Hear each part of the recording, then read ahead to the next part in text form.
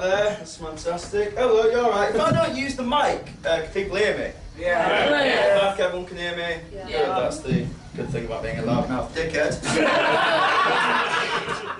Good thing. I'm going to start with an apology, right? Because what all the other acts have done that I've seen, right, and this is what all the good comedians do, right, is what they do is they walk on the stage and they just try to make you feel as comfortable as possible as early on as possible, right? Now I'm aware I don't really do that. I'll tell you what I do bring to a room. Tension.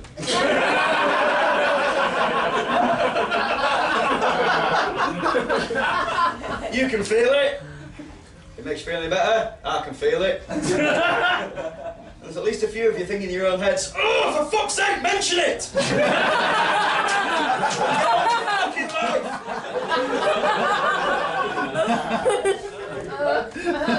get out of the way, shall we? So obviously, you're all wondering if I'm going to be any good or not, so I'll just let you know of a little review I had recently. A reviewer wrote about me, so I've got good stage presence, good jokes, good delivery, but he's missing something. Can't take it personally, you know. So obviously, the more observant of you will have realised I've in fact been born with one hand. I think because I do a few jokes about disability, a lot of people think I've kind of like got a chip on my shoulder about it. But I don't really, to be honest with you, because at the end of the day, yes, I was born with one hand. My brother is ginger, so I take it as a win.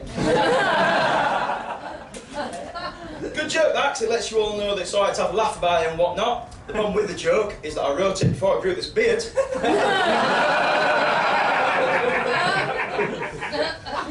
Ginger as fuck, innit?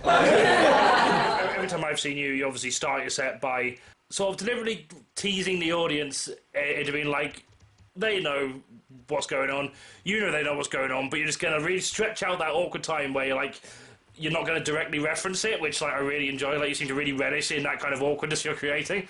I just wondered, like, if you ever kind of, do you get sick of like having to sort of, like, no matter what context of your set is, you know you're going to have to reference that at some point? It's like admin. Yeah. I swear, like and it's no one's fault as well. I don't like it when people get on the high horse about it. Like and people go like, oh, it's not different, and you're like, well, I can get you some statistics out, mate, and it is. Like, so when you walk on, it's not just me, it's everyone, because unless you pay to see a particular comic, and you're going to a comedy night, you don't necessarily know who's going to be on. So every time someone walks on, you're taking in the first few minutes, you're taking everything about them. And I walk on, it's strange. So like, and I'm aware that everyone's seen that. So like, why not have a bit of fun with it? Like, oh, absolutely. Yeah, I agree. Yeah. And it makes everyone feel a bit. And also, once you do it, it makes everyone feel calm and that. It does. I think because when you're doing like Beat the Frog and stuff, like when I walk on, so say like some like 24-year-old lad comes on and does like some shit about like just sleeping with women, Tinder and all that, right? Yeah. You don't really. There's no part of you that makes you think, oh, I want him to be funny. Particularly on the Beat the Frog night, because there's 10 of them, and you know someone will be good. But like when I walk on, if I'm not funny, it's not good for an audience member. No, because like, they want me to be funny, because they don't want to go, oh fuck, this disabled kid's shit. Yeah. Oh, but I don't want to give him shit because he's fucking. Oh, you know what I mean? So they want. There's almost like as soon as I do a first few jokes, there is a relief of, oh, thank God. So, yeah, I am obviously Australian. I've discovered a few things. People assume from Australia that I come from somewhere with good weather. I do. People also notice that I might have an annoying accent. I do. And people also assume, since I'm here on a temporary basis, that all my clothes are from Primark. That's right. So Primark's great. It's super, super cheap, but it's also one of the most successful retailers in the country right now. It's a bit like me. I might be cheap, but if you date me long enough, get a visa to Australia in the good weather. Success! No, yeah, I'm dating a Mancunian guy. Unfortunately, he's afraid of flying though. No visa for him. However, I just don't think it's a problem. You know, we've exported people involuntarily before. Very nice to be here, and it's very nice to be back in the vague north. Let me explain. I'm from Cornwall. If you don't know where Cornwall is, basically you take the motorway south and you keep going south until you hit the sea. All the 70s, whichever comes first.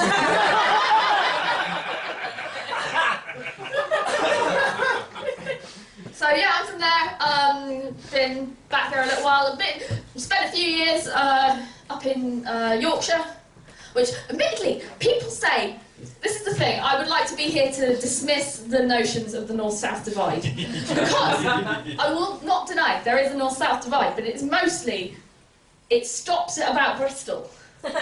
Because from there down, well, we are just a bunch of people. We're basically, what happens if Yorkshire, a bit of Yorkshire broke off and sailed south to avoid the exorbitant heating bills.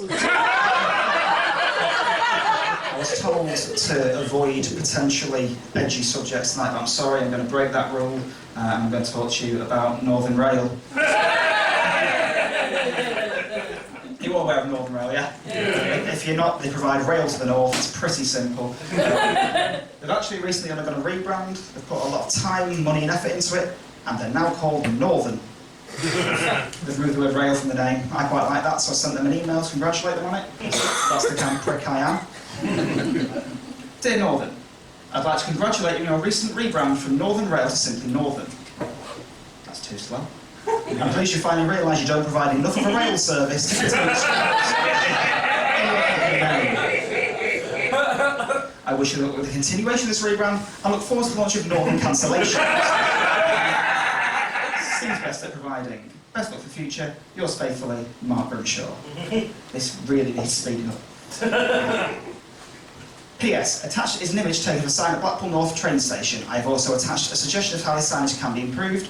I attached this picture of a sign at Blackpool North that said, Northern, proud to have carried you here by train. So I attached a note. Mark Grimshaw, disappointed being carried here by bus. Now, I put that routine online a while ago, and it went a little bit viral. It got about 40,000 views, and since then, a few things have happened. One, I was informed, a couple came up to me after a gig not long ago, and told me they work for Northern Rail, and they informed me that that video had been sent around in a memo to staff, telling them not to communicate with me on social media. Second thing, that.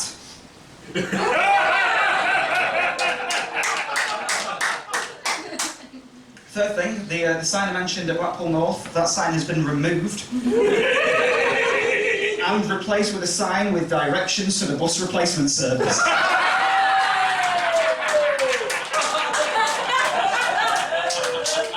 And an extra one that's happened recently as well is a comedy club in Manchester have been in contact with me asking if we could do Northern Rail's Christmas party.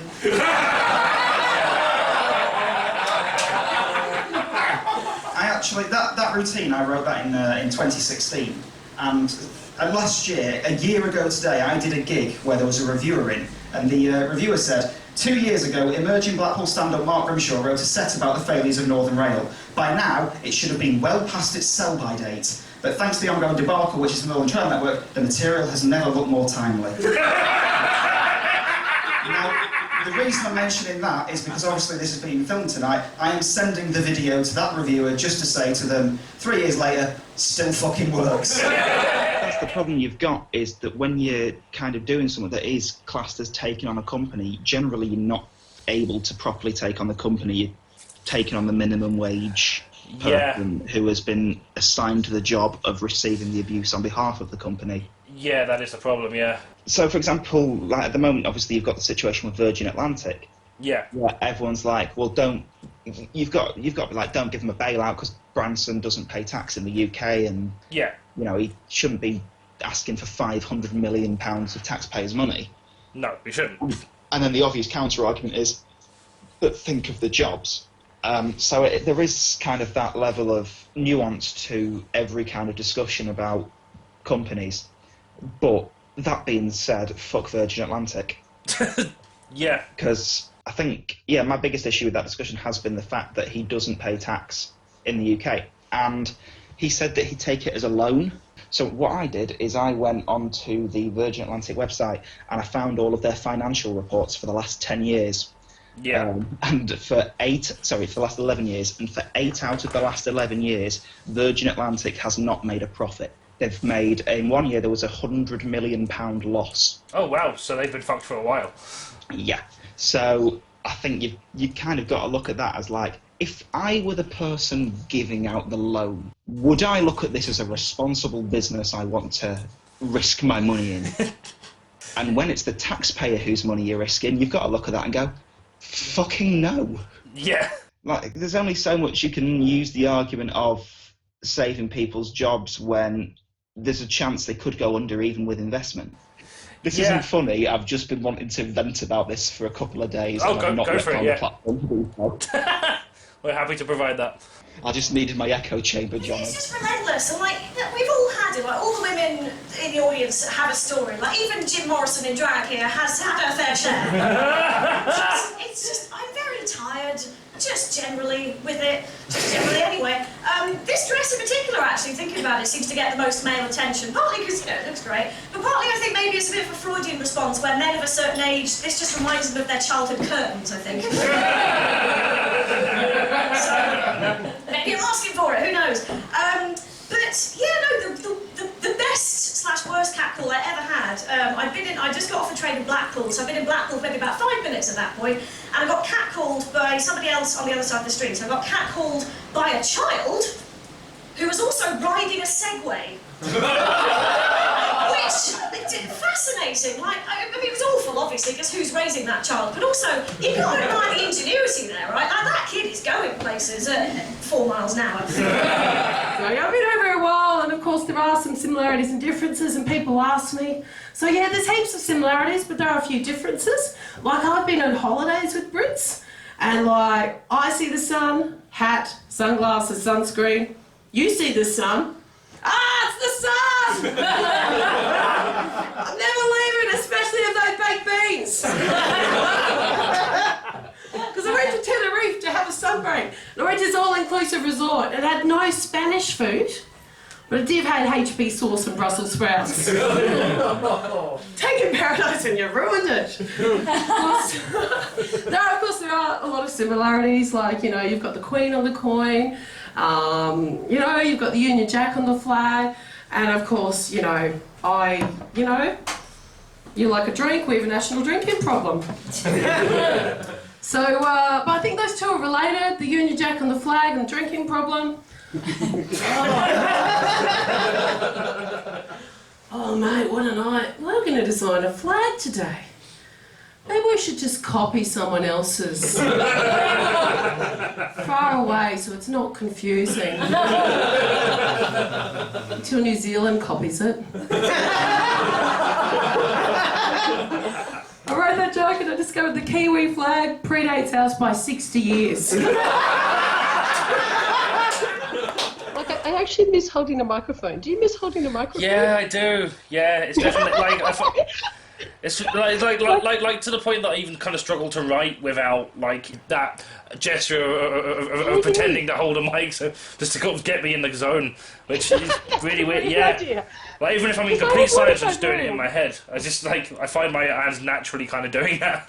Everyone's missing performing, and like I'm quite happy because I'm ticking away with my comedy book, and I went to like a writing group virtual one the other day, and I'm still doing improv, and and I've written a funny song which is keeping me amused. But my microphone in my room, my eyes lit on it the other day, and I was like, I just feel like picking it up and putting it in my hand. Yeah. And I'm like, I don't think I can tell anyone this. This is weird. But you spend so much of your time on stage holding a microphone, and you're probably right. It probably would assist my creativity with my writing. Yeah.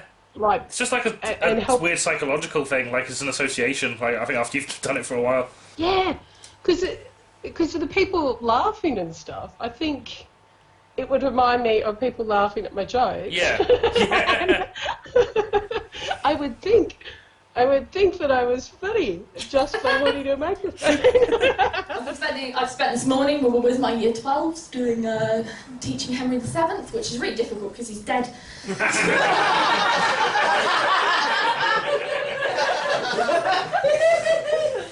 But, so yeah, that's I promise you that will come in later. But I will get Henry VII in somehow. But yeah, it's been very weird coming back. I should mention I do have a bit of a stammer, so like just try and think of it as like for 5% extra free. Like, and then we'll all be good. But yeah, like it's been really weird coming back up north after spending like a year at home. Like you forget that like words don't exist up here, like you know, like directly, which basically means any time between now and 1 million years hence. And you know, and some words don't really exist, you know, in like that are up here that don't really exist down there, you know, like socialism. Seriously, my grandmother thinks that Prince Charles runs the EU and that my old university is run by a drugs cartel. Well, when my grandmother desperately wants me to be a lawyer, right? I object.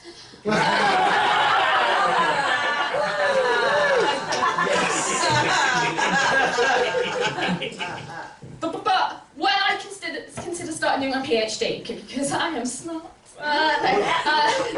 My PhD was in medieval comedy. It wasn't very smart. Basically going, how many dick jokes can I put into a piece of writing? And they're not even mine. Neither my dicks nor my jokes. I keep my dicks in the fridge.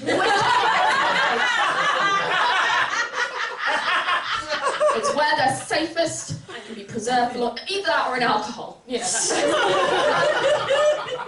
but yeah, so like when I started considering doing my PhD and I was like saying I'm going to do my PhD in medieval studies, my grandmother genuinely suggested doing my PhD in medieval law because you never know, it might be transferable. And I laughed at the time, and then Mother Michael Gove became Justice Minister. I'm bisexual. We got any bisexual members of the mafia in? Yes! They've taken us off. They've given us a night off from our night fighting crime as we normally do. You can always tell when the bi signal is signalling in the sky because there's just this faint whisper on the air. If you could just hear people saying, "Better media representation." So yeah, no, I'm bisexual. I'm the bacon in the LGBT sandwich. I made that joke at a very queer, very left-wing gig the other day. They did not like it. It could have been the bacon thing, to be honest, because I am very similar in a way. I am delicious, and I will slowly kill you over time. That's just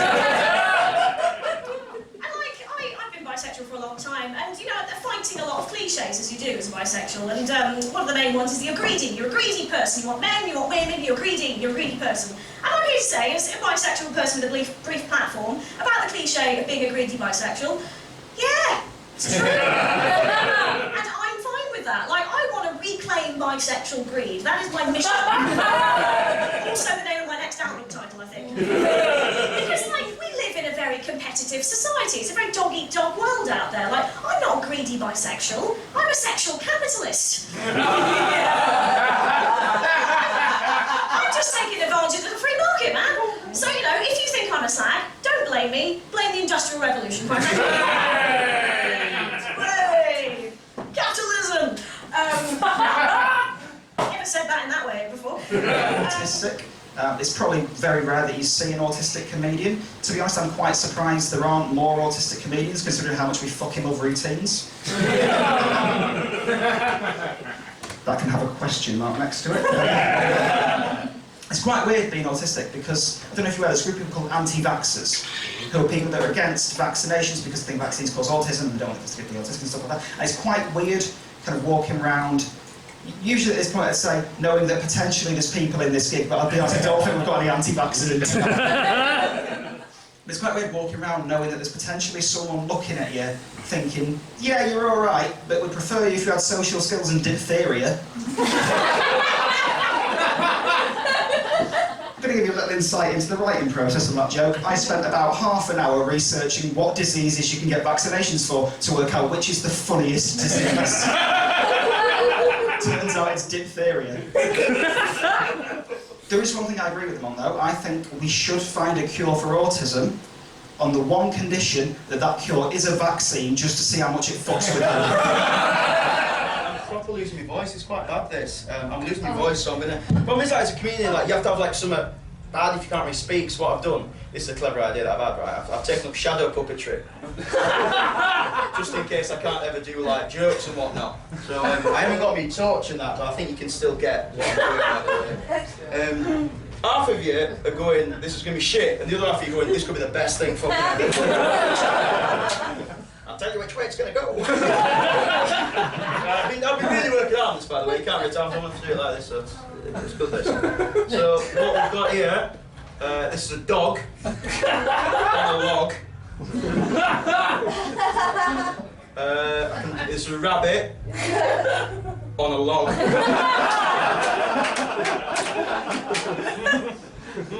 What else have I got? This is a dog with a tree that's had its branches taken off. By the bloody council, leave nature alone. This is a rabbit. He's trying to get into a Pringles tin. He's not going to get in because they're his ears. They're not going to open it. I can do... What else have I got? You're sad. I YouTube this.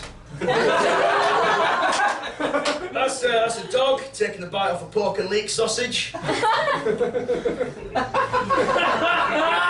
That's a dog taking a bite of a Lincolnshire sausage.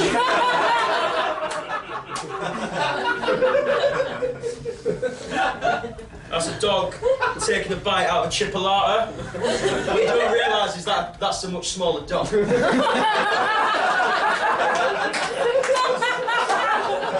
a much smaller dog, that one. I can do all the sausages.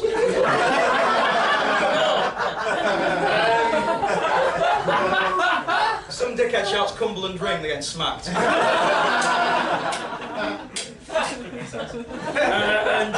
I thought about this in my car on the way here, so I've not really got a punchline to it.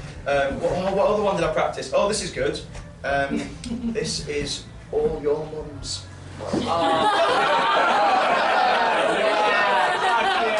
Modelling, which is, you know, as well as standing with clothes on with people staring at me, I also stand naked with people staring at me because my masochism takes many forms. And I signed up to a thing, and a studio contacted me the other day saying, hey, a bit last minute, but we need a model for tomorrow, are you free? Now, I panicked a bit, because I've modelled for them before, went very well. Pays well, by the way, comedians in the room who need some side hustle. If you don't mind getting your bits out. But since I'd last modelled for them, I had since dated one of their members. So yeah, that grimace is correct, sir. So I had to have that very awkward question. I had to DM this guy and say, hey, so by the way, we've not spoken for 6 months. You might finally get to see me naked. Just not in the way you were expecting. I didn't do that. I did the sensible thing. I messaged him saying, hey, it's a bit awkward, we've not spoken in a while, but I'm doing this thing. You might be there. If you are there, that's fine. I'll just withdraw because that's going to be very weird for everybody. He gets back to me saying, oh, thank you for letting me know. I'm actually not in Manchester tomorrow, so you go ahead. Thanks for letting me know. Hope you're well. Thanks. Took the sensible option, right? But, let me tell you, very tempting to take the sadistic option and just burst through the door and go, surprise! It's what you could have won!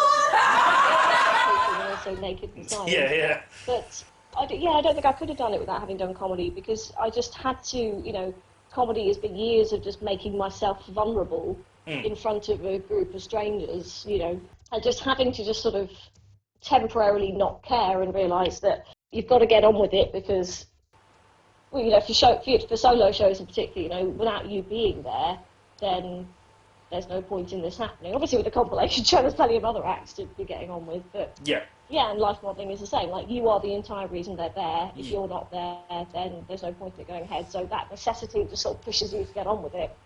And yeah, they are similar in a way, because you have to be vulnerable. You have to pick up on this second reserve of energy and of shamelessness you've got, and just get on with it. Yeah. Because people always, I'm sure you've had this because you do stand up, people say, oh, you're so brave, I don't know how you do it, I could never do it. And I don't see it as brave, I just see it as you're just pulling on a different section of your brain, your sort of almost, sounds dramatic, but almost sort of survival instinct kicks in of like, right, well, I'm doing this now. No, yeah, it is, Even when you're dying on your arse, like, you're almost sort of stepping outside yourself, really. I always feel very different on stage than I do normally. I feel a bit sort of hysterical doing something I don't really do otherwise. And yeah, the life modelling is the same, and it's always quite meditative, really, because in my experience, I've just sort of zoned out. Yeah. Because I'm not having to do anything other than just sort of stay in position. Yeah.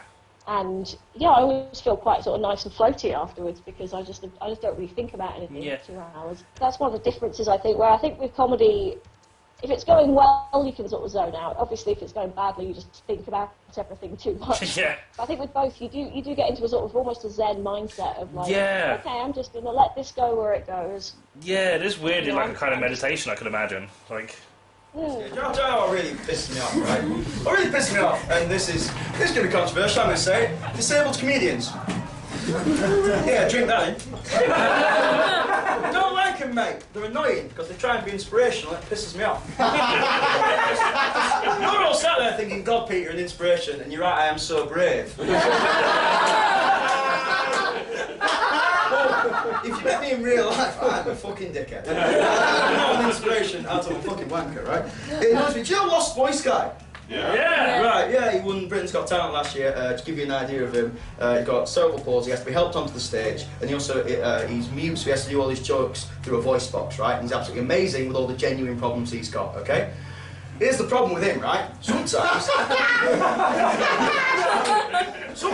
I have to go on at gigs after him,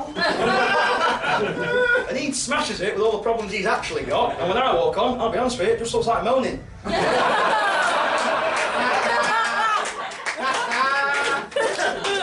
He smashed it with all these genuine issues, and people are a lot less sympathetic about my, oh, it's quite hard to get the right ratio of shampoo on your head.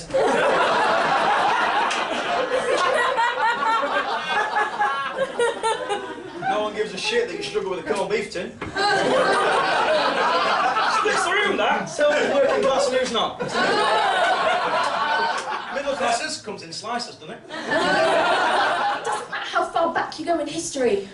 Cornwall is so far out of its tree, it's on the moon. Like, okay, best example of this. In 1497, Henry VII decided to tax Cornwall. See, I told you again.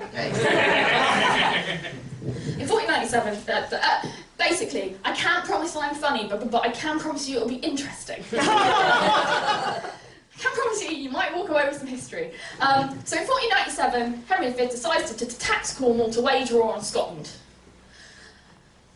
The Cornish, not so keen on this idea because they're like, but Scotland's all the way up there. I don't even know what that is. Apparently they're a country somewhere, really. Oh my god. Tell me, has you been up there? Has you been up there? I said, no, I spoke to him recently and I said, ew, have you been up there? And he said, no. And that is every conversation with Cornwall. Basically, all you hear is people going, and I said to him, I said, Hugh. Everyone is called Hugh in Cornwall, apparently. And, so yeah, so he decides to tax Cornwall. So what happens is, this man called Michael Angoff, which means the smith, because we're really quite literal about these things. He's called Michael, he's the smith. What else would we call him? I love how we had the in there as well, because Michael Smith was not good enough. No, Michael the Smith, he's the only one! But he gathered up 15,000 people and they marched up to London via Bristol. Now, it doesn't sound much to you, but let me put it this way. It's basically like walking from here to Liverpool via Bristol.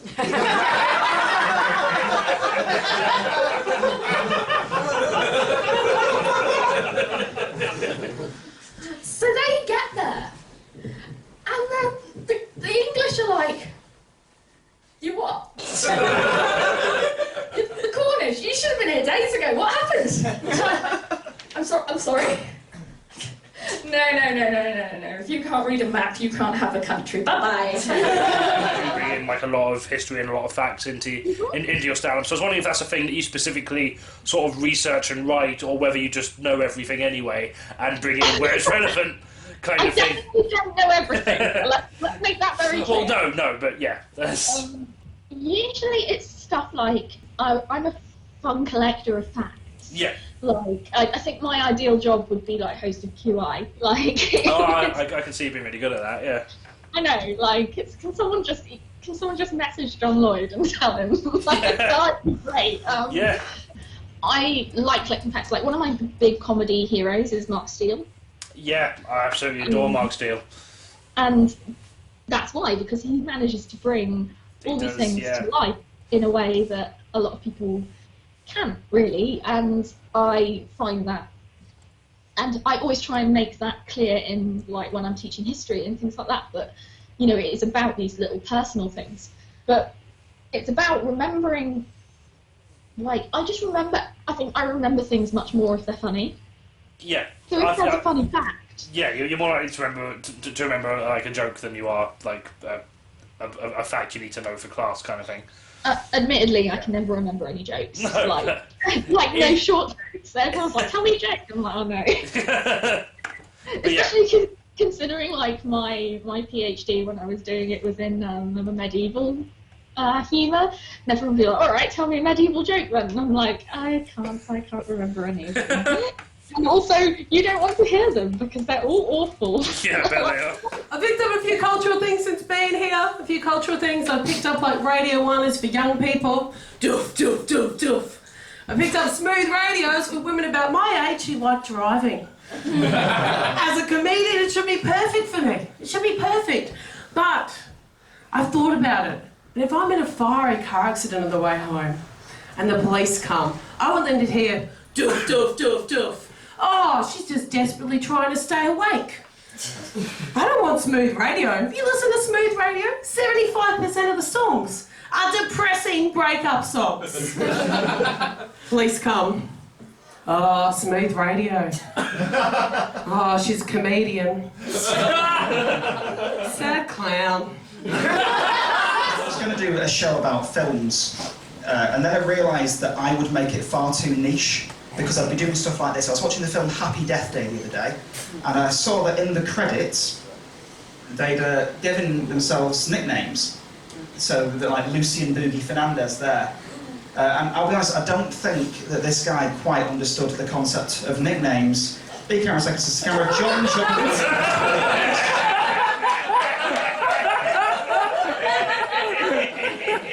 If I did a show like that, it'd just be a whole show of niche shit in the credits that nobody else has noticed, which isn't financially viable as a show. So instead I did something a bit better, and I went to Disney. I went to Disney World. I went on my own last year, stayed on Disney property, and it was quite weird, because as I said, I was staying on Disney property, and they asked me this question when I was checking in, which was the question, what view would you like from the room? Which is a question you don't get in British hotels. You never go into an Ibis budget and Karen on the check-in desk asks if you want a view of the main road of the bins. But they asked me this question, and I don't think there was a right answer to this question. Because they said, what view would you like? Would you like a view of the playground or the pool? Essentially there, I felt like I'd walked into a To Catch a Predator trap. Because what am I supposed to answer that? What they're essentially asking there is, are you a nonce? Yes. Or yes. But only when they're wet.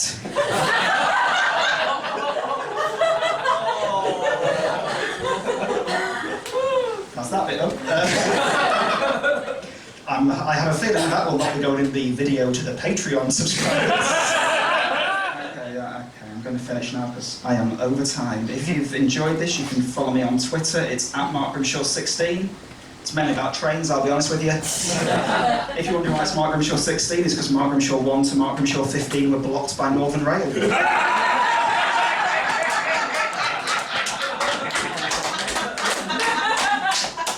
I was going to do another joke, but I'm going to leave on that. Thank you very much, Mark Grimshaw.